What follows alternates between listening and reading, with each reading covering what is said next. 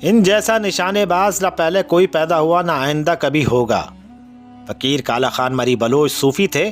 अंग्रेजों ने 1870 में जब बलूचिस्तान पर हमला किया तो फकीर काला खान ने तस्बीह छोड़कर बंदूक उठा ली, फिर मुज़ाहमत की तारीख रकम कर डाली।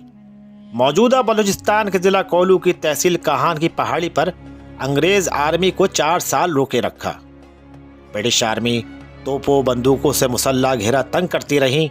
महीनों के मुहासरे, सैकड़ों फौजियों की हलाकत के बाद पहाड़ी पर कब्जा किया गया तो भूख से निडाल काला खान मरी बलोच अपने 2 साथियों जलम बलोच और रहीम अली बलोच समेत पकड़े गए।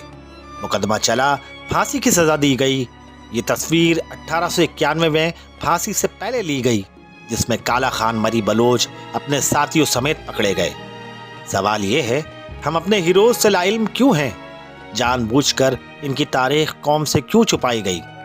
इन पर फिल्में ड्रामे क्यों नहीं बने?